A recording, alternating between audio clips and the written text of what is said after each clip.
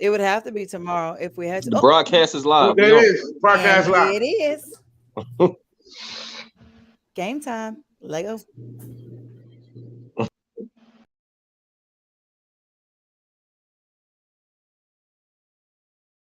Come on. Yeah, throw it in there. I Okay, told you how I was you? going off the dome, man. Like, like before they made YouTube, they used to call me, and I fell back.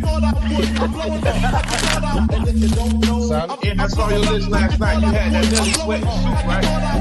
no, I had to play in, but I get Now, into it. 50, you're gonna have females come up in there a whole lot too. Well, what player card in the seat? So we finna go ahead and start this out the right way.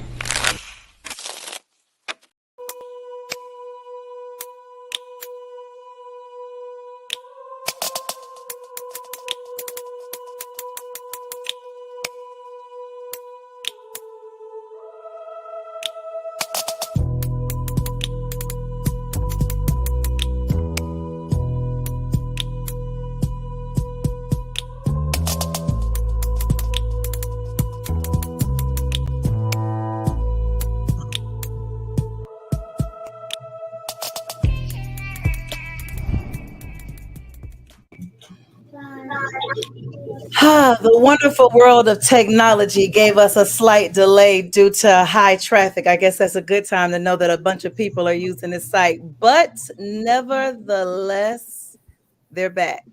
So tonight we have a great show planned for you today. We have the infamous Ben 69 Rogers on here tonight talking about hustle and entrepreneurship. As always, it is your favorite Chrissy Chris, aka the Deuce is Wild. And I have returned with my favorite guys, the Big Joker and the Jack of all trades. What up, though? What's going on? What up? What up? What's What up, good? Chris? What's happening, y'all? What's good Good, with you? good. 6 9 Man. tell us a little bit about yourself, what you do, brag on yourself. Just tell a little bit about what we're going to hear today. Well, I got a real extensive background in a lot of things. Being a military brat, at a young age, showed me that I could do just about anything I wanted to do, when I grew up. But one of the things I wanted to do, I was growing up was shoot basketball. I went to college, shot basketball in college. I shot basketball in the Army, I shot basketball in the Army before I went to college. I'm a war veteran. And my background is in logistics management, which I did here in the States for almost 15 years before I took it overseas. And I did it overseas for about four and a half, almost 5 years. I contracted in Afghanistan, and that was a eye opener. I ended up over in Afghanistan because I got laid off from my job here in the States. So just so happened I had applied in the summer of 2008. I had applied for so many jobs overseas as they were hiring, and I wasn't getting anything here in the States, and I ended up getting a call to go to Kuwait first.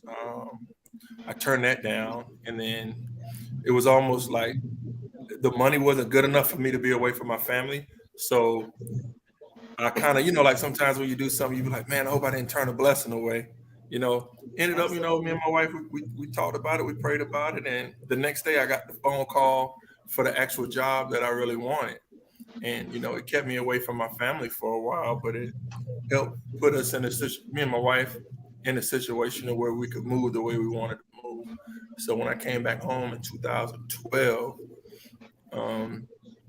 it was on. My quest was I don't ever want to work for anybody again, because that pain, of not being able, worrying if you're going to be able to provide for your family, that's a scary feeling. And when I got laid off, that's the feeling that I had, so there was not any lengths or any place I wouldn't go on this earth to provide for my family. And I ended up going into a war zone, putting myself in danger just to, to put food on my table. But, as men, that's what we do.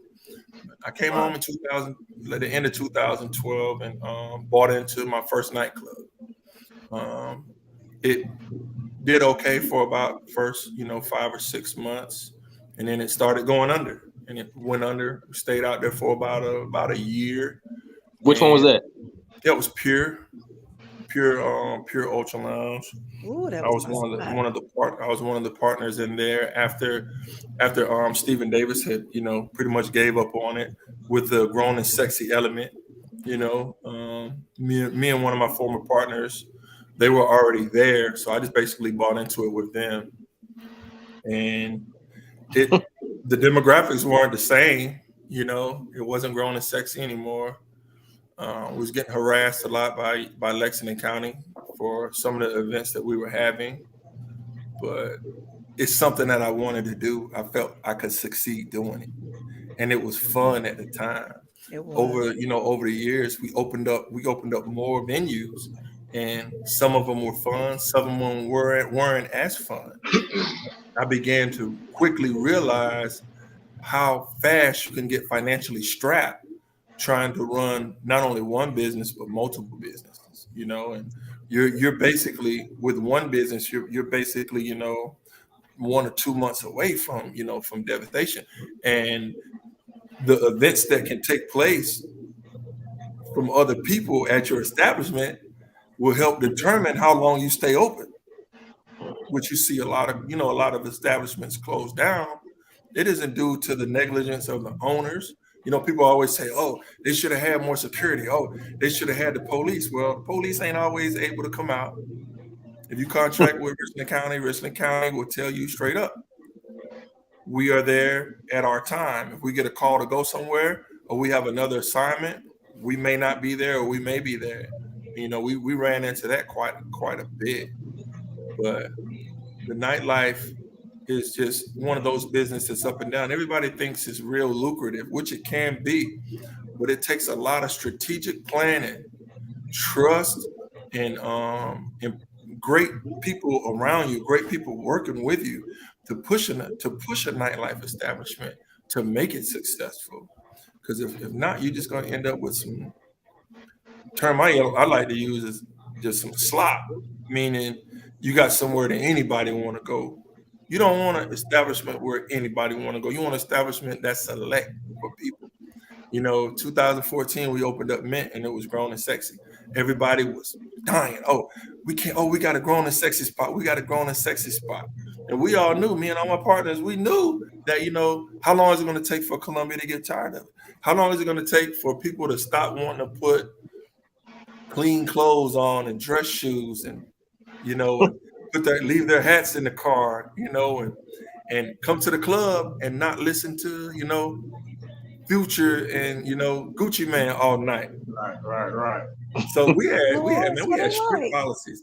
We had strict policies when we opened up Mint. I remember we had every R&B artist that was available come through there, and that was for a reason. We were trying to promote that Columbia can still do grown and sexy things, and let the kids do their stuff over there, and everybody would be happy. But it slowly ran its course. It was okay for about 2 years, and then it kind of ran its course. It was one of those things where, I love to greet people. Me and everybody I've ever worked with, I've ever partnered with, love to greet people. We love to be the guy at the door, be like, hey, man, thank you for coming out, man. Hey, come on in. First drink is on me. You know what I'm saying? You introduce us to your lady. We tell your lady you're a good guy. Stuff like that, But, man, it kind of, got to a point to where when you see somebody at the door, it's not hearsay. It's not anybody telling you. You're seeing it for yourself. You're seeing a guy come up with jeans and some dress shoes or something, but has a hat on, and you try to tell him, hey man, appreciate you for coming out, man, but you have to leave the cap in the car. And they tell you, man, you know what, man, I'll just go somewhere else because they didn't want to abide by the dress code. And I hate to cut you off. What percentile would you say credited that to the shift in the nightlife and made it difficult for your transition to keep mature, grown and sexy crowd going on in Columbia? I wouldn't say it was a big percentage. I would say our dress code was a part of it. Another part of it was we were closing at 2. We were closing at 2, and everybody doesn't close at 2. Like but we were closing at 2, trying to keep it like that. You got some people don't like to leave the house until 1:30, So I would say when you have other places and people have other choices to go to, it gives it a more, a more broad. You got a more broader variety, and I think I don't blame Mint, to not keeping it standard up on anybody or any one situation. I think Mint just ran its course on that grown and sexy. We started bringing artists, and it wasn't doing as good as it was in the past, and it kind of watered our demographics down. And we did like every other grown and sexy club in Colombia does, and probably in America, we ended up lowering our standards. We let up on our dress code. I mean, we used to have all the DJs come in there. Every local DJ came in there puffing. One of the main things I would tell them is, man, you better play a lot of R&B and then play some trap and then get back to R&B. Yeah. Because that's the vibe we were getting from people. They didn't want to, hear the same music. Everybody, all our kids was in the 20s. Like my son was almost in the 20s, but everybody kids is 20s, high teen, and teens in high school. And it's okay to listen to the same music as your kids do, but ain't nobody trying to party with their kids. You ain't trying to go to the club and, oh, there go my son right over here. Hey, come, hang out. You don't want to be in the club and hear nobody call you by your Mr. or Miss. Yeah, you go out there, to party with your peers and stuff. So we end up like, we lowered our standards a little bit, and it really hurt us. It hurt us to a point to where, it's one of those things you have to make a decision on how long you want to keep going, and if you want to keep going down the same road. We kind of made a decision that we weren't going to keep going down the same road, and Mint shut down for a little while. We tried to open it back up a couple of times, and it didn't work just because of the demographics of where it was, and we ended up selling it, and pretty much moving on. I stuck around as a consultant for a little while. I still consult with it. One of my good friends, Vic, from Victory Promotions that we do the concerts with, he wanted to jump in and give it a run, and now he's doing it. Now he's getting it back going, but it's not a club; it's just a restaurant now. Due to some unfortunate incidents that happened out there, like I was telling you about, everything is not control. You can't control what somebody else does, but you do have to live with the consequences of what somebody else does when you hold liability for the property that everybody's in. But the nightlife, where I see the nightlife is in Colombia right now, I think it can get better. I think it has been a lot better, but I think it's trying to progress. There's venues now for some of the younger people to go to that I'm hearing a lot of good things about, and there's some venues for some of the older people to go to. But the safety of people in establishment right now is kind of hard because no matter how much money you spend on security, no matter how hard you promote a certain demographic, you can never guarantee the safety of people. And right now, people are more concerned about their safety. COVID is starting to slow down, where it's not a big deal anymore. But just between the gun violence, and the fightings and stuff like that, that's just something you can't determine. Appreciate it. You just have to be prepared for stuff like that when it happens, because it's going to happen. And your readiness and your preparedness will determine how you end up at the end of the night. And unfortunately, it's not, always a good circumstance for everybody. But I see a lot of stuff. I get out probably now about once every 2 months. I don't really go out that much anymore, but I'll go out and pop my face up in a couple of spots, that I've been to before. Sometimes a couple that I haven't been in. Everybody show me love. People be happy to see me. That's always a good feeling when people are happy to see you. And you go show some people some love and stuff like that. But I hope Colombia nightlife can pick back up. But what I'm seeing is a trend, and it's a trend all across America. From when we do these shows, we do after parties at clubs all around America, and these club owners are dealing with the same things that we're dealing with here. These club and bar and lounge, you try to be a lounge or you try to be a bar, you can't make your money. You got to try to stay open late and make money. Happy hour is not a big thing. Happy hour, people want to go to, you know, their little neighborhood spots. You know, happy hour, they're not trying to go to a club. They want to go just to a bar, have some drinks, and go home and get home to their families. You know, so either way, either side, you know, it can be a little rough, but systemically, people getting in bad situations all over America, and it's not really a lot these club owners can do. Now, when they told me you were coming on this show today, right? Mm-hmm. They told me you were the smokehouse person. I'm thinking barbecue. They said you did the nightlife, told me about spots. I'm definitely I miss Pierre. I ain't gonna lie to you. I would travel from the Northeast all the way over there frequently. However, a comment came up that said, my brother is my hero. I ain't gonna lie to you. From war vet to military to family to clubs to smokehouse, I think you might be on that with that hero stuff. That is a lot. Hey, that was the best biography we done got. I ain't kidding. You sit back and think that think about it you've lived a lot of lives. Mm-hmm. To provide for a family and yourself and to build a full-blown legacy. And many of us, we complain about getting up. We complain about getting up in the morning and going to work. But to do what you have done and to accomplish what you have accomplished and not skip a beat and knowing when to let go and start over or when to move on and get ready for the next or when to adjust, to adapt, to pick up when you're having a moment or something changes. That's huge because some people stay stuck in their ways. BlackBerry didn't change. They stayed in their ways and the company shut down after being as great as they were, but you adapted.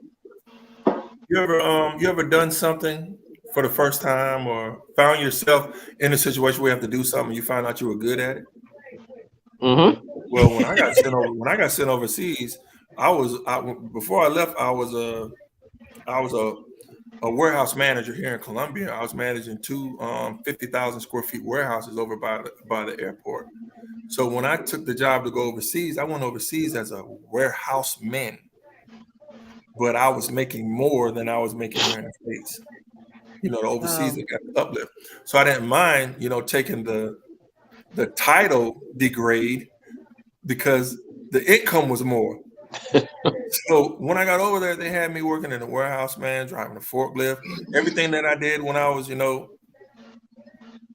21 years old, they had me doing that again. But I did it for 2 years, worked my way up from foreman to supervisor.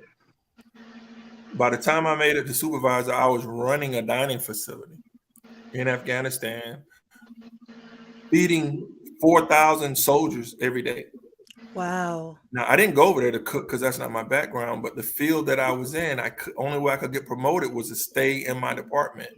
And, they kept telling me, stay in your department, don't leave. Because if you leave, there's no guarantee, for your position.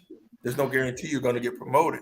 You may leave your department and go. If I'd have left my department and went on a logistics side, I might have never got promoted because there's been so many people in front of me. But I did my job, did what I was supposed to do, ended up getting promoted and learning the way the government contractors have to use quality customer service and just detail with their SOPs, their standing operating procedures, was how I've always worked in the logistics field. So all I was doing was moving from the logistics field to the food service field. So when I moved to the food service field, I found out that I liked it because I like to eat. I love to eat. Who doesn't? And when I learned how to systematically feed 4,000 people every day, running a dining facility 24 that has to keep going 24 hours a day on different shifts. I already knew how to lead people, so that was no problem.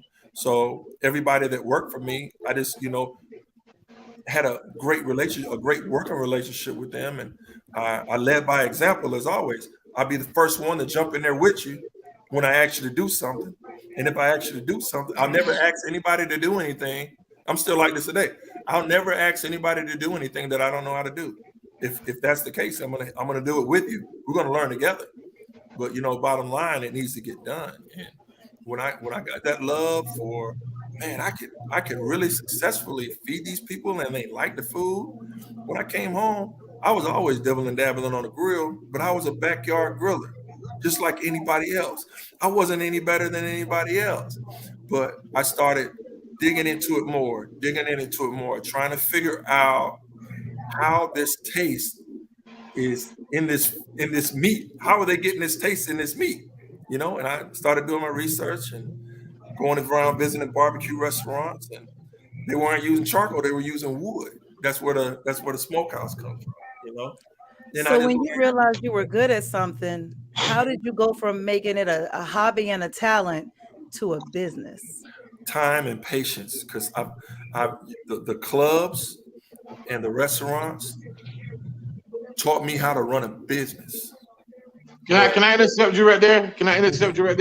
Yeah. I appreciate you being so transparent and honest, but I'm gonna let them in on a little bit more. I just appreciate your process, man. I remember 10, 12 years ago when we were putting flyers on cars together, man. You know, everybody was putting flyers on cars. I remember sitting and just asking you a question and you giving me so much knowledge and information about your transition to want to do grilling. I was in there just to get some side, man. We talked about 35, 40 minutes about this, man, but I know what you went through in the cold and rainy nights passing out flyers. I want you to tell us how you had to go in, transform, but remain the same. And how does this differentiate from you going into your passion now? Because you were very passionate about the party scene, but when you were talking about the grilling that day, I just saw it in your eyes, and then just see this coming to fruition. Like, I think you're taking the humble approach, but bro, give us the gritty. I saw you come out the mud. I'm gonna give you the gritty. Okay. Well, it all started while I was still working here in the States. I was a party promoter. And we did a lot of big parties. I mean, we were the main ones passing out flyers in Columbia, Big Motor Mayor, and we were Get 'em Boys Entertainment.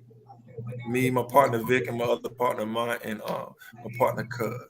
But Cuz Jeff, you're gonna meet him. He's actually my business partner with Metro Smokehouse.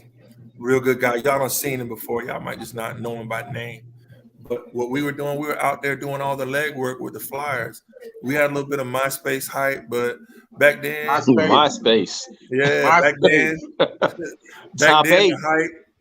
the hype came from who had the most flyers on the street, and could you afford to do radio? Well, one day we scraped up some money from our paychecks. Went down to that radio station to hire Big G and Big Sexy. Yeah, I remember Big Sexy. And we asked them to do a party. It was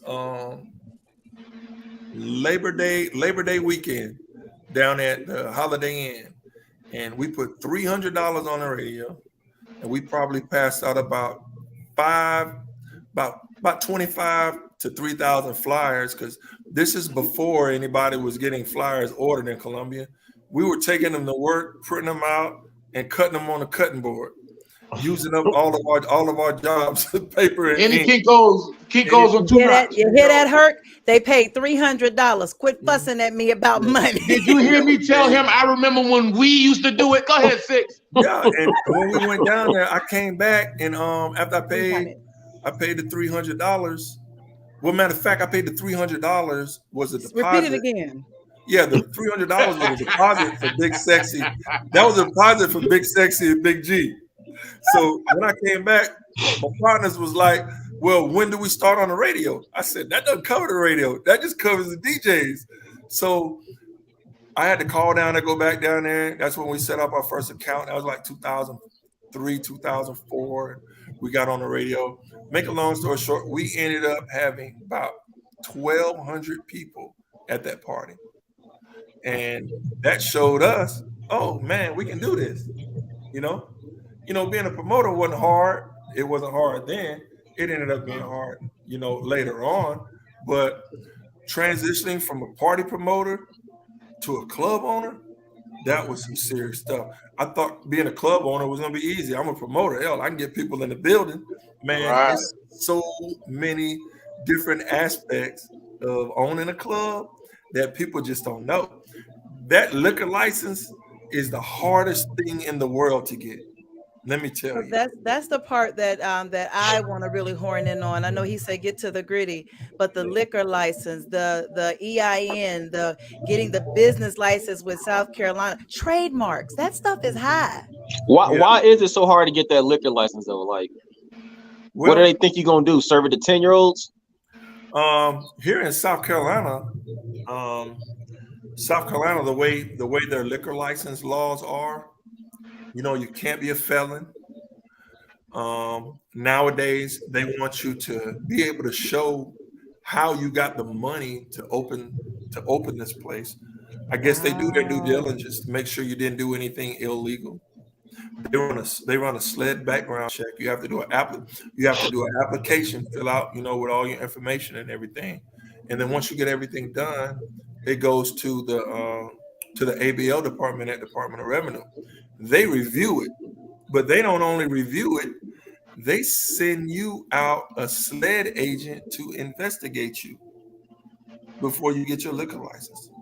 You have to interview with the SLED agent in your building.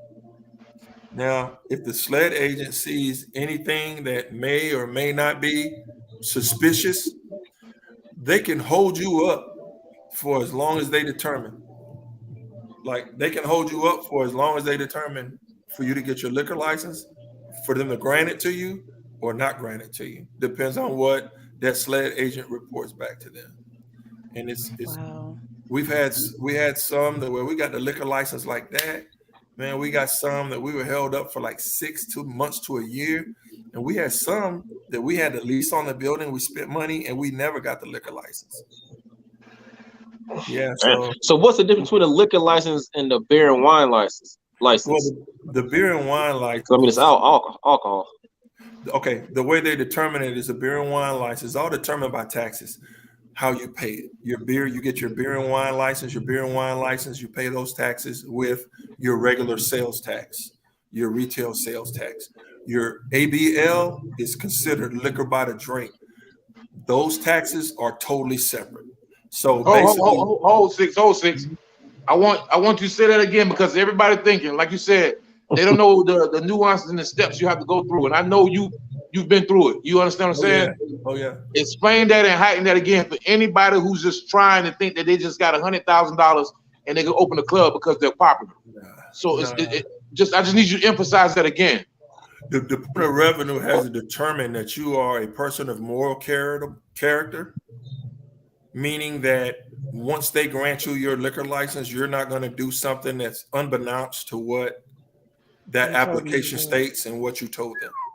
That's like a lounge or a restaurant. You're trying to differentiate. I'm going to clarify that. In South Carolina, there is no such thing as a club. Say what now? In South Carolina, according to the Department of Revenue, and y'all can look this up, there's no such thing as a club. Now, y'all heard a lot before how people are they go get a license, say they're a restaurant, and they turn into a club. Yeah. Guess what? That's the only way you can get a liquor license is to have a restaurant in South Carolina. There's nothing on the application to say free club. game. Damn. What I'm saying is like all jokes. Six, you run into people being in this nightlife business, they're thinking that they could just throw their money on it and it's supposed to happen. They just want to bet on the winning horse. But at the same time, like, just separate the men from the boys, because that money could only just be thrown on the problem for so long. They're gonna do their due diligence to make sure. And well, it's like having a whole lot of money and feel like you can interact or infiltrate a group of people that are making money just because you have money. It doesn't work like that. A circle of people that have their stuff together will allow somebody to make money with them that they agree with, that they have things in common with, and that they feel may be trustworthy. And that's exactly how the Department of Revenue look at people when they, critique them, whether or not they're going to give them a liquor license or not. They turn people away every day. And to get it is hard. To keep the liquor license is even harder sometimes, depending on what you're doing. The nightlife business, you're always at jeopardy every weekend. Every night you're open, you're at jeopardy of losing your liquor license. Very simple. You know, you got people. Somebody gets hurt in there real bad. Somebody gets hurt in the parking lot. You know, somebody, you know, indulges in alcohol too much and goes down the street and gets in a bad accident or something, God forbid. People can sue you. You know, it's so much liability involved with that, with having a liquor license. And also what it does, you have a regular business with a retail business license here in South Carolina. You can fly under the radar all day long. But once you add that ABL license, that liquor by the drink, you just put yourself in a whole nother criteria. Now you got eyes on you. Because the perception is everybody that has a liquor license is, you know, their intent is crooked or something. I don't know. It's like the stipulations of what they put on you, the way they watch you is, you know, it's kind of crazy sometimes. And I, you know, I haven't held one for a few years. I don't know if it's lightened up or whatever, but it's tough. You gotta, with a liquor license, you gotta play by the rules, man. Because if you don't, they're gonna burn you. They will burn you. There ain't no ways around it. That liquor license and that DHEC license to make sure you can run your smokehouse and get some of those busting ribs. I saw you in the competition this past weekend at Doco Manor. Mr. Rodriguez, N's father shouted you out. He said, you seemed a bit nervous, but I said, nah, he wasn't nervous, man. I'm just happy to see you to have your ribs. I remember you start off with a slab, and now you're comfortable with smoking 3-4 slabs at one time. That just shows the growth of the 3 maturity. or 4. That boy You're not worried about a lawsuit. Yeah, I can do. Hey, he ain't worried about a lawsuit, Chris. He worried about salmonella now. So you can't just pour no liquor on the ribs, man. Explain to us. One of the things with that food that I came proficient with overseas is food service, just all the way around food service and food safety. One of the things about making sure people enjoy your food is making sure that food is safe. Absolutely. And I consider myself a professional in food service management all the way around. Safety also. You're talking about things like salmonella, E. coli, norovirus. These are all things that are, you know, in the serve He looked the words up before he got on camera. He looked those words up before he got on camera. Don't believe him. That's hurtful. Nah, he stumbled on the last word. He said salmonella, E. coli. Go ahead. Gotta go figure out what that virus was. I know salmonella, and I know he say the norovirus. All my food service people know the language that I'm talking about, and these are, I mean, it's just so many things that you have to do to make sure that your food is safe for people to consume. You know, you can get it, you can cook it, do all the stuff to it, but if you're not keeping your food safe from bacteria and foodborne illnesses and viruses before they eat it, then you know you're not doing your due diligence as a business. And one thing I pride myself on, not just the food taste, but the safety of the food. You can feed my food to your baby if you want to. It's gonna be good for them. It's gonna be healthy. Well, all of it ain't good for them. Them ribs and that pulled pork ain't good for nobody. Hurt gonna run around telling everybody you can feed that food to a baby. It's gonna be his life for the rest of the year. You know, that's one of the main things I pride myself on is food safety. That comes before the cooking, and that is the main key to cooking is your food safety. Nobody gonna want to eat your food if you run around making people sick. If I see a B on your door, I ain't coming in. Yeah, there you go. Hey, what letter you got on your trailer, bro? I don't have it yet, but when I get it, hold on. I don't have it yet. When I get Bro, they say, it, I don't want to come to the trailer and you got a styrofoam plate over the letter. I'm gonna need to see the letter, bro. Right there. One of the things you said that I want to kind of carry back or kind of travel back was you mentioned before you became successful with anything, you understood business. You knew how to run a business.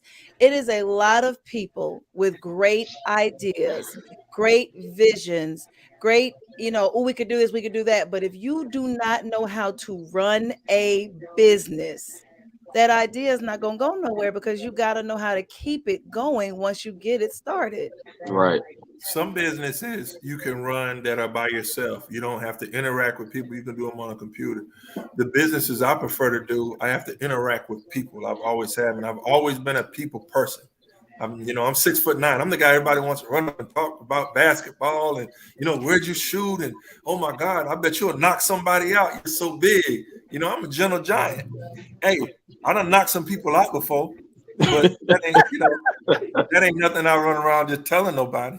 Word. But I'm a people person. Part of my character, part of everything that I do is interacting with people.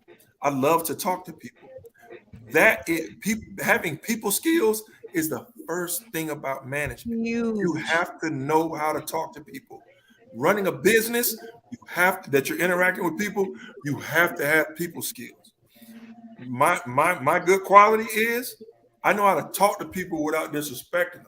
I can get you to do something and make you feel good about doing it. That's always a good quality that I feel I have. And not only because they're getting paid to do it, because they want to do it. So we're titling this segment Black Wall Street for a reason, because we really do need a Black Wall Street everywhere, where you have Black businesses that empower other Black businesses that encourage the community, the Black dollar, and our children to take their gifts and make them manifest. But the biggest piece about Black businesses is customer service. And when you were talking about people skills, that's a part of customer service. How do you maintain a great customer service experience in addition to having good people skills? I listen to what people tell me. He listens. I listen to what people tell me. I'm good with corrective criticism. It is one of the most important parts of growth. If you can accept your failures, it can help push you to be great. It can help push you to be successful. If somebody can tell you something that you did wrong and you cannot take it personal, don't matter always how they told you. If it's wrong, it's wrong. If you can accept that and realize where that can help you grow, it'll make you better than you were the day before. So when so what did you do the first time somebody told you your ribs wasn't no good? That's what I was about to ask, bro. When somebody told you there was this piece of food, I tell them, you go find a better one and then line them up right here, and we're gonna go toe to toe. That's all I'm gonna tell them. And cook some mean ass ribs in the air fryer. So I don't want in the what? He cooked them in the air fryer. Spell it. In the air fryer. And you remember those ribs? Hey, but that Eau Claire came out that boy just now. That Eau Claire came out just now. Spell air fryer. I'm waiting. Nah, it's a lot of other barbecue. It's a lot of other barbecue places in this area. The Midlands is really known for a lot of good barbecue, and there's a couple of spots that we go to all the time. When we don't feel like cooking here, and the good thing about that is most people's food, most people's barbecue tastes different. Everybody's barbecue doesn't taste the same. One thing I can say about my barbecue at Metro Smokehouse. Let's get into that. Let's get into Metro Smokehouse. Okay, our barbecue is that shit. It's smoke. It's hardwood smoke. When you bite it, you gonna taste the smoke. It ain't got none of that. What's that stuff? That liquid smoke people be using? Nah, we got a fair amount of seasoning for the taste, but then we go all smoke, and we go smoke anywhere from 5 to 6 hours on our ribs. We go 10 to 12 hours on our brisket, and we go. Look at him bragging, Ian. Look at him bragging, Ian. Go ahead. We go 10 to 12 hours on our pulled pork, and our chicken. We smoke our chicken hot. Smoke our chicken at about 300 to 350 degrees for about an hour and a half. We go with the chicken hot and fast. So with the chicken, if you smoke that chicken slow, it'll come out real rubbery. And people don't look at it, oh, this ain't done. So you got to smoke it a little hotter, a little faster, but still with the smoke flavor to get that tenderness in the meat when you bite it, and that little steam come out of it, and those seasonings hit your taste buds, and then you realize, the same thing with the ribs after you bit it and you eating it, and you be like, damn.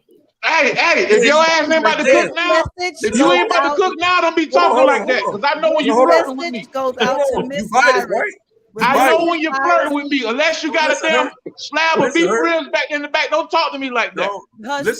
Miss Iris, when we came on the show, Ben said you was being nosy. I looked out for you. My birthday is in June. I need all that stuff he just described. I need that tonight. I need that tonight. Look, when you bite it, right? You bite it and you've been chewing it and you see how immaculately delicious it is, right? And then guess what you realize? It's all smoke. What you realize? It ain't got no sauce on it. Hold on, hold up. Bring it back. You ain't using salt and pepper? No, I said it ain't got no sauce. Ain't no barbecue sauce. Like he put the so you dry rubbing. You dry rubbing everything. That was dry rub. That's right. That's right. Nah, see, look at you. Now, I got two barbecue sauces. I got two barbecue sauces that I make. Ian tried one of them out. Ian tried both of them out at the show. Ben, tell him what you place. You don't have to have them. Hold up. God damn it. Hold up. Majority give you perks. 6ix9ine give you perks. Why I ain't got no damn barbecue sauce, man? Hey, man. Because you can't say air fryer. That's why. It's air fryer. Ben, tell the people what you placed a couple weeks ago in your first competition. Oh yeah, my first rib competition is something I always wanted to do. I've never tried to cook competition ribs. There's something different. It's different. I always said I'll cook competition ribs when I get in a competition because competition ribs are not ribs that you sell. A competition rib, there's certain things they judge on, which is appearance, taste, and texture, and the bones. It's just like you think of a rib, oh, it's falling off the bone. It's got to be good. Well, to us, that's good. But to a judge, if your rib is falling off the bone, you coming in last place. That's not good. The science of barbecue for competition requires you to be able to cook that rib to where when you bite it, you leave a teeth mark in it. And it pulls away a little bit with a little tug, and the meat does not detach from the bone easily. You have to pull it away. Now, to be able to do that, you have to know time and temperature and heat, basically. No, tell him what place you came in out of all them cooks. Out of 32 cooks, bro. Yeah, I came in 5th. Out of how many? Yeah, out of my first. Hey, hold up. Out of how many? You know you judged the kicking it for dads. One of the contestants came in 8th, and he said he saw you out there. He thought he came in higher than you, so he told me to give you a message. Said this year he don't want you to be a judge. He wants your ass in the contest. But you came in 5th. No, I'm gonna act like I didn't hear him. No, anybody that was out there. Anybody that was out there. There was a lot of people out there too. No, anybody that was out there at Sesqui Park. They don't want to see me. They don't even want to see me with a George Foreman grill. They go to smoke. They don't want to see me with a George Foreman. Hey, we got a $1,000 prize this year, bro. I know it ain't much for what you're doing, but we got a $1,000 prize. We going up on the prize this year. I was real fair with those guys, but I'm gonna tell you how I'm approaching this. Hey, I'm approaching this. I'm approaching this. You can't see me with a George Foreman grill. Look, hey, I'm approaching this right here. I'm approaching this right here like I used to approach my opponent when I got on the court. You don't understand. I'm pre-gaming.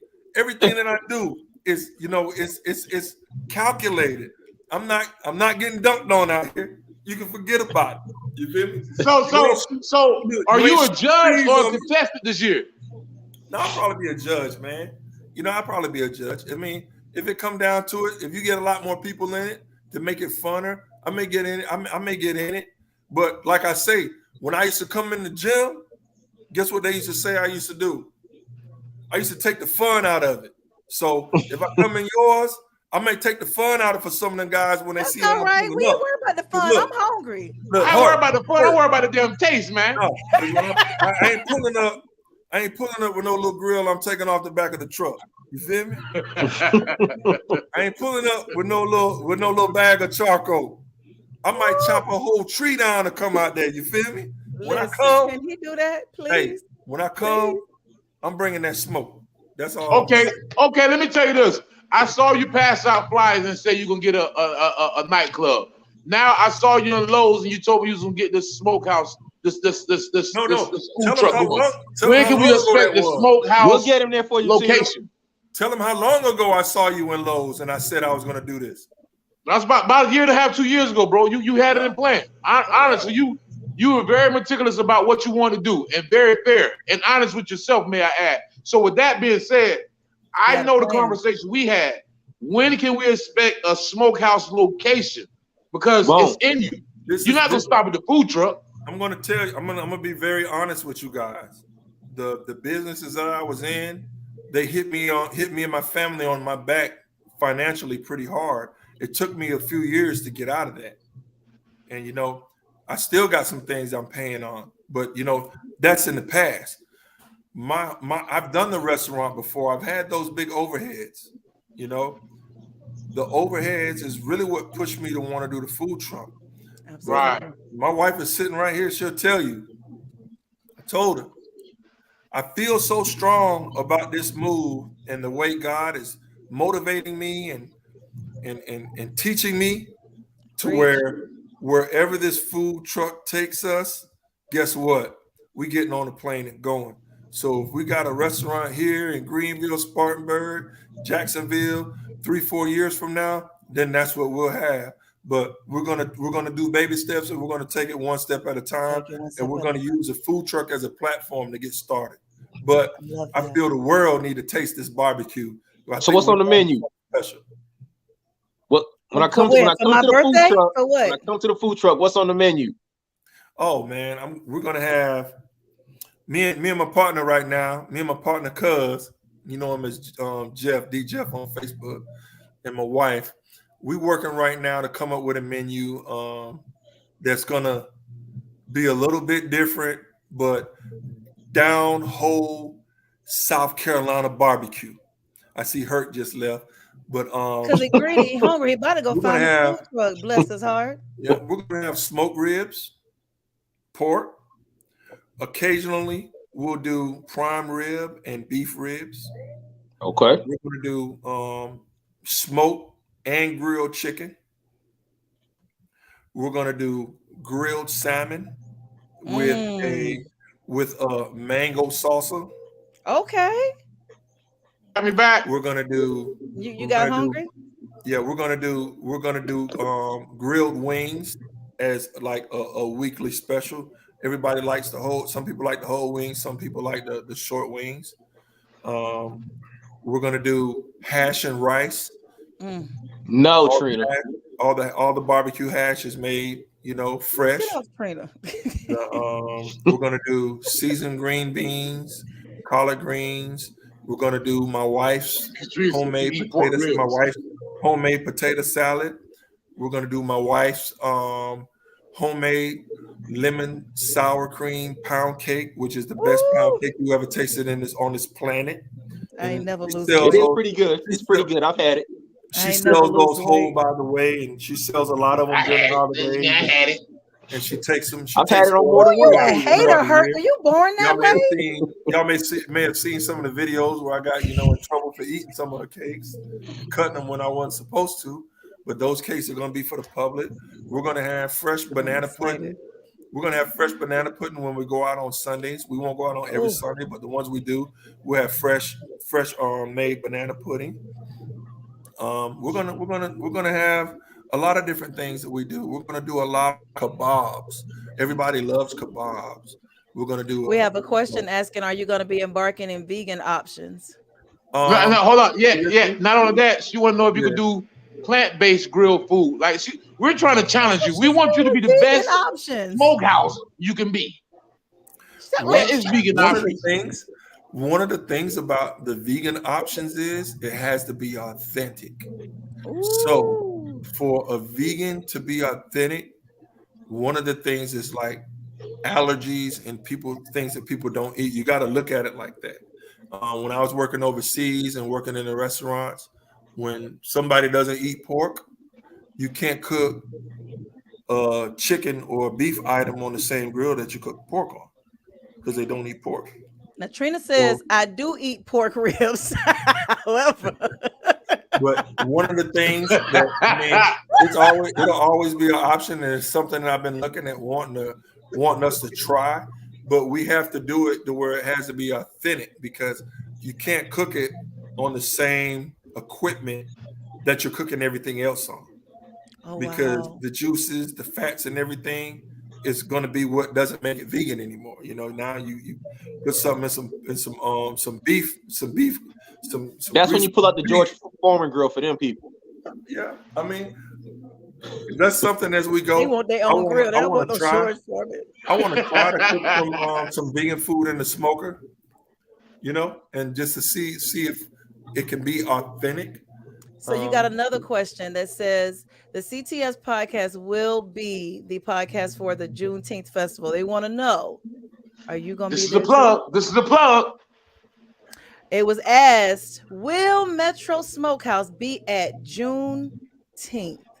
6,000 people, I think you need to find your ass there. Yeah, more than likely we'll be there. Yeah, more than likely we'll be there. We were supposed to be there last year, but the food truck that we ordered was still on order. And the only reason we have the food truck that we have right now is because we canceled that order, got a refund on it because the manufacturer couldn't fulfill it. And we looked out and found one that was ready to go. You know, talk that talk, Tina. Tina said 20,000. Keep your little six hurt. That's what I said. I said they had more than 6,000. I said they had more than 20,000. And tell Tina she had to do that. Sticks ain't got that many damn ribs. Hey, what's up, Tina? Hey, I can do that. Nah. Yeah, hey, look at Tina Torres, man. They get there on time, they can get a rib. One of the things about me is I've had the big pull behind smokers and everything. I sold my pull behind smoker because I didn't want to be known as the man that just pulled up with the grill. I didn't want to be the man standing on the side of the road with a grill. Everything that I've done and everything that I've been a part of, we try to push it to the limit. We try to make it as big as possible. Us standing on the side of the road with a tent, a table, and a smoker was not living up to our full potential. Right. Like what you were talking about with a restaurant, we could have opened up a restaurant. We can open up a restaurant right now. That's just not what we want to do right now. Just because of the logistics, you know, it'll be easier for us to get going with a food truck right now, where we don't have to worry about the overhead. We don't have to worry about traffic when it's pouring down rain. We don't have to worry about somebody wanting barbecue and not wanting barbecue. We don't have to worry about the flow of people coming in and out of a restaurant. The last restaurant I had downtown on Main Street, the Fuskies, when it rained real bad, man, we were real slow. It was like we were already slow, but it was a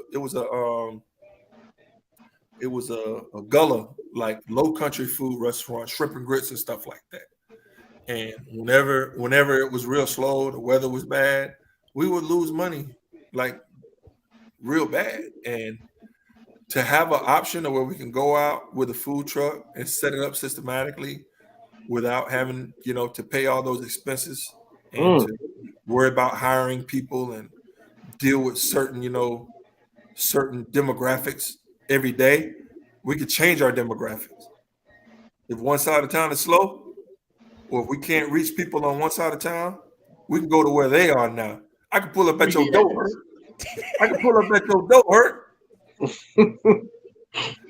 You see what I'm saying? Let me ask you something, bro. Right now in your life, where you at? You Papa, you got the smokehouse thing going. We love to quote you as a gentle giant. You behind the scenes is so much respect for you. Just the way you carry yourself, your mannerism, and how selfless you are with your information. Right now, would you rather have 8,000 people at concert to fulfill your soul, or are you catering to 1,200 people of your cooking? What completes being right now? That's back to doing something that you really, really love. Those concerts was never my passion. That's something that I got into because of the business partners that I had. That's why I have. Like my partner Vic, Victory Promotions, D Jeff, Cuz, Smokey. Face your face. These guys go hard. Darren from Sheen Magazine, Latard one. These guys go real hard. It's hard to not want to be part of something when you have a team aspect that's winning, that's doing good. So for me, the passion will always be in the food. The concerts are very profitable when everything goes right, but it doesn't always go right. There's no such thing as an easy licking, man. The food is something that I can put my face on. Word. The food is something that I can stand in front of. See, all the other businesses that I did, I was never really interested in trying to be the face of those. You never see my face on no flyers and stuff unless it was my birthday. You ain't never seen brought to you by 6ix9ine, da da da da da da. But I was always a part of them. Yeah. Same like with the concerts. You don't see my name say, 6ix9ine, bringing something. No, but I'm a part of it. You know why? Because I'm a team player and I'm a role player. I know what my role is. I know what I'm going to do for us to make us great, and I'm going to stay in my lane. Ooh. Run that one back again. As long as everybody on your team can do that, you'll win. And I'm going to tell you what I mean by that. If, say, I was in the music industry, I would be behind the glass. You get what I'm saying? I would be somebody doing something with engineering. You would be slim with Cash Money. Something like that. I've never had to be. I'll be the Chinese dude from the Neptunes. Yeah, I've never had to be in the limelight to be successful. This business right here, I'm gonna push myself out into the front street, into the limelight, because this is the first thing that I've really done that I can stand by, that I can say that everybody that's around me, my wife, my business partner Jeff, y'all can get on my back. We're gonna win. We're gonna push this. Yes. This is not only something I like to do, I'm real good at it. Yes. And, I believe in this. Like a lot of people cook, this and that and that. How do you know you can cook? Because people tell you your food is good, not you. If you just think your food is good because you like the way it tastes, you a fool. Because if ain't nobody telling you your food is good, and people requesting it and wanting it, and hey man, your food might not be bad, but your food might be okay. I'm proud of you, bro. For real, I'm proud of you. Man, I appreciate that. That means a lot, man. Because I've seen Crystal. I'm just meeting you, but I've seen Herc and I've seen Ian's growth over the years. Like I said, I've been knowing Ian since he was 3. He's my nephew. Herc, I've seen you. I remember when you and Ken used to be out there, man. Every time I hear that song that Cassidy on, man, I think about y'all, man. Y'all used to get, every time that song that Cassidy came on, y'all used to get down, boy. We had some good times back in the day. But I've seen your growth, how you jumped. You told me what you wanted to do when we were in Lowe's and what you were doing, what you were planning, and you doing it. The last time I saw Ken did the same thing, and Ken is so deep into what he's doing right now with that real estate, man. I'm proud of all you guys, man. You guys are, a few years younger than me. I was out there before a lot of y'all, and it feels good with the good company to see y'all coming up, man. And hey, we going to the top together, man. That's how I believe it, man. That's how it works. You said you've known them since they you respect the more you know, though, bro. You respect the more you know. Real talk. Old. Man, I appreciate that. You said what, Chris? You said you've known them since they was little. That's a long time. They old. Correction. He knew Ian since he was little. Ian was 3. You do this every week. He said he knew you since you were 3 or 4. He said Ian pissed on him when he was keeping Ian one night. He said he was babysitting Ian pissed on him. He said he knew me because I bought too much liquor at the bar. But Ian definitely pissed on him. I said, damn. He's definitely known me since I was 3. Definitely known me since I was 3. The point I'm trying to make is you was out there with me with those flyers back in the day. And it's a testimony because nobody wants to be in the same place they were 15, 20 years ago, man. Not at all. Not at all. To see the growth in the people around you is a testimony of the circle of people that you're around. Word. You know, you want to be around good people. You put yourself off as a good person, but unless you are being a good person, you know, things can come back and bite you. But man, y'all good people, man, and it ain't just me saying it, man. It's a lot of people out here. Y'all have impacted a lot of lives, and I appreciate all of y'all also. We really appreciate you coming on here today. You not only educated anyone watching, but you've educated and inspired us tremendously as a team, as wanting to go for us who want to take this further. We, of course, we love what we're doing here, but we have a purpose with it. Like I talked to the guys about a Black Wall Street, where our page that we have for CTS turns into a Black Wall Street. You can go and click on anything and it'll be a business here in South Carolina, take you straight out to them so that we can help push us in a very, very powerful way. So we really appreciate what you've instilled in us in this hour, because it's going to make us move different. Your wife agreed to make my cake. That's really exciting to me too. She did? She did. And she had it in writing too. I'm excited. And it said for Crystal too. That means I didn't have to share. Go ahead and plug yourself. June 2nd, sis. Go ahead and tell them June 2nd. June 2nd will be catered by Metro Smokehouse. I got to figure it out. But me, a lot that I do is, contributed to the people that I'm around. A lot of people motivate me every day. My wife and my son motivate me. My best friends, Vic and Will and Cuz and and Tony, everybody that I'm around, they're all business oriented people, but they're all family people. Our family, our families come first. If what we're out doing is not benefiting our family in some kind of way, we're doing the wrong thing. It's like, it's go time now, man. I'll be 50 years old this year. I don't have time to sit around and try to figure out what I'm good at anymore. I know what I can do, and I know the things I can't do. The things that I can't do, that I haven't been successful in, I won't be trying those things anymore. So all my focus is going into the things that I'm good at. The people that I'm around every day that inspire me to keep going is the people that I'll remain around. I have conversations with a lot.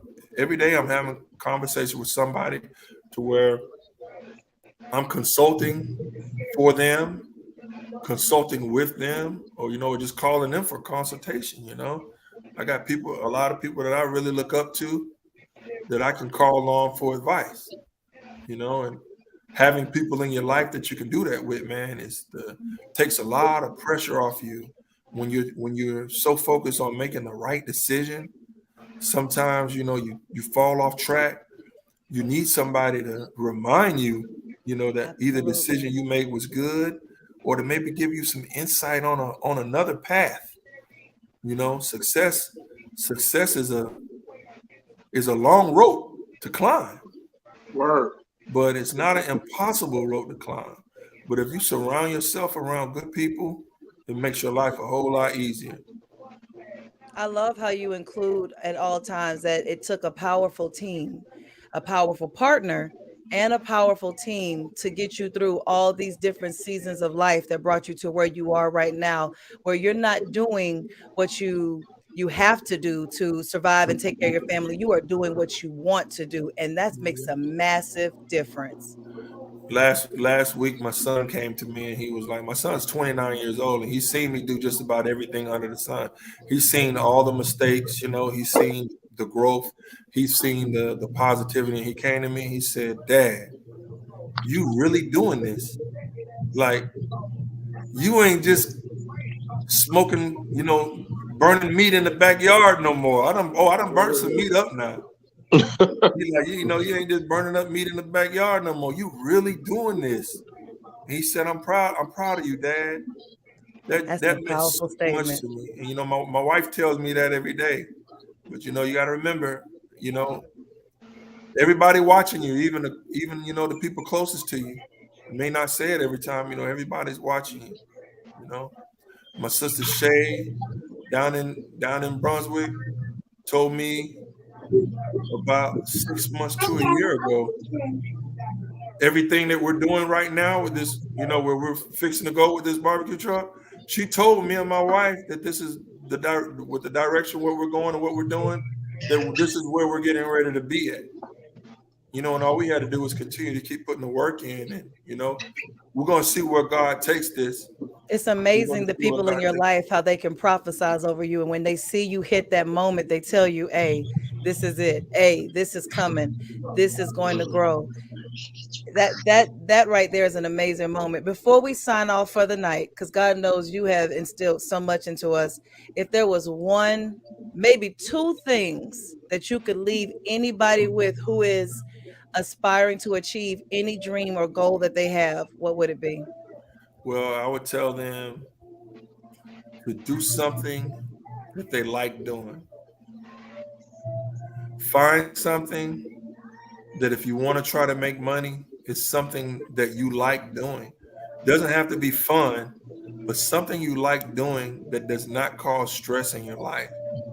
Anything that you can do that's fun for you and can give you some kind of joy. If you have a choice to do that and be able to provide for yourself and your family, I would say take that path. Because if you're going to do it 10 years, 15 years, 20 years, it's better than going to work doing something that you hate to do every day. You like to do it because you're going to get paid, right? But wouldn't you like to get paid doing something you like to do? Absolutely. I'm glad you love doing it, because Miss Tina Torres is on your ass. She want to know if you're looking for the Whispers, Vivian Green, and Nabaroo's. I mean, since you love to be on the long as grill, she know they can't have my when you get the opportunity for them to love your reels, bro. I'm here with you, bro. We here with you. But Tina Torres is already at Juneteenth handing reels to the Nabaroo's and Vivian Green. I'm gonna tell you. If I Vivian come down ass there, can't have I might bring an 18 wheeler full of meat down there. That's what we did. Yeah. All right, so hold on. Real quick. Two things.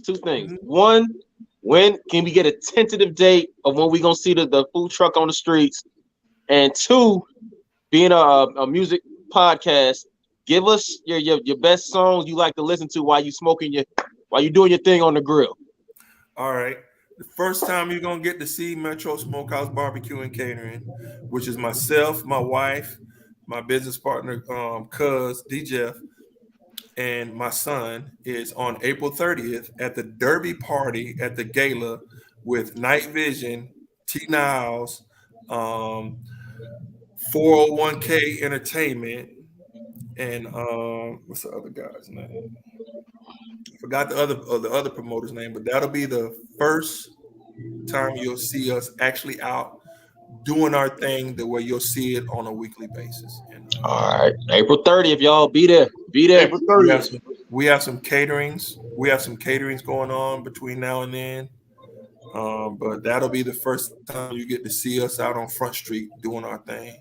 And when I'm listening, to some music, when I'm really in my zone, you're gonna hear that Jeezy.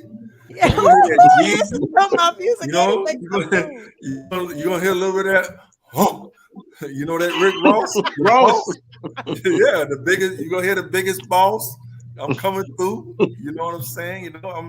Hey, I think I'm gonna be about 70, 80 years old riding around listening to Trap or Die. I stand on that. Hey, last time I stand on that.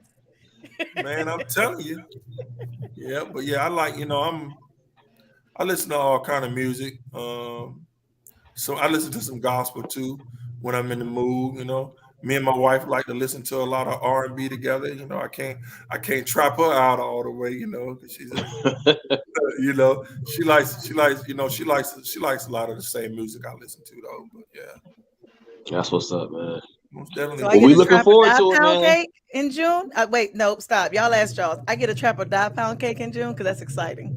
That's what she said. But yeah, man, I want to shout out, man, everybody, man, that has helped me, with this business stuff, all my peeps, man, Cuz, old Victory Promotions, old Night Vision, Will and Tony and Raison, and T Niles and all them guys. Me and T Niles had a real good conversation over this past weekend. He has a pressure washing company. My partner Polo has a food truck called Curbside Addiction. He has one of the most popular food trucks in Colombia, and he's been a big inspiration to me as far as a food truck. And I've been a big inspiration for him for entrepreneurship because we've been friends since he was 18 years old. We've been friends since 1998 when I was working out at Square D. And when I came back from overseas in 2012 and I started my entrepreneurship, going into business for myself, all I was trying to do was convince him to do the same thing. So finally he quit his job and started a food truck and was successful. So a couple of years after he did that, he started getting on me about getting a food truck. So all it did was a role reverse. And that's another thing about being around good people. Good people are always going to lead you in the right way. That's right. Yes, sir. Yes, we sir. appreciate tonight more than you will ever know. We're probably going to talk about it for a while. Of course, we cannot wait for Juneteenth. I know I can't. I don't know what the rest of them, but I can't wait for June, period. Birthday cake, Metro Smokehouse. Juneteenth? We talking about April 30th. Y'all talking about wrong time. Listen, y'all worry about y'all. I'm worried about me. I'm excited about it. I'll be there April 30th, but I can't wait for June. But I can't thank you enough, your family, for allowing you to be on here and being with you and offering my cake. We appreciate y'all so Had to throw that cake in there, huh? Again, big homie. Appreciate you so much. Man, really appreciate you guys for having us on here, man. Everybody be on the lookout for Metro Smokehouse. We're gonna give y'all some good barbecue, some really good times. We're always gonna have fun doing it. And anytime you come to us and you get some food from us, you're gonna get the best quality that we can give you. Perfect. Well, you all, we thank you so much today for tuning in. Be on the lookout. CTS is going to launch our website at www.conversationsthatsuit.com. You can catch us at Conversations That Suit at Facebook or our YouTube page, which you'll actually be able to re-watch this live broadcast at YouTube. You can come check us out. Our channel is Conversations That Suit. Any videos that we do post when we go and see Metro Smokehouse at Juneteenth, we'll feature them then too. But tell them about the Wednesdays, sis. Tell them about the Wednesdays. How significant they are. So I will announce that we have decided that going forward, every Wednesday at 7, your cast will be on here. I know today the site had some situations going on, but every Wednesday going forward, we are going to be here at 7 p.m. live. We're going to talk about Black Wall Street, South Carolina. We're going to feature local artists. We're going to talk about local entrepreneurs. We're going to come to you with information about credit, budget, good health, fitness, you name it. We're going to bring it because we are promoting a hip hop culture, a Black community of wealthy, healthy, and great working adults. So we are excited.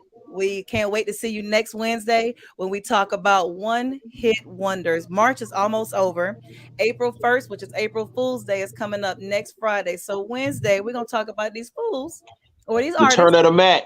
That had one hit. And where they at though? We'll have DJ Big Worm, Jamie Brunson on with us, who actually will do a live mix on our show. So we're excited about that. It's a lot of good things coming up. We can't wait to win. We can't wait to eat. Y'all be on the lookout. Wait to see what all comes out with us. So hey, we look forward to seeing you guys next Wednesday at 7. Peace. Good night. Peace.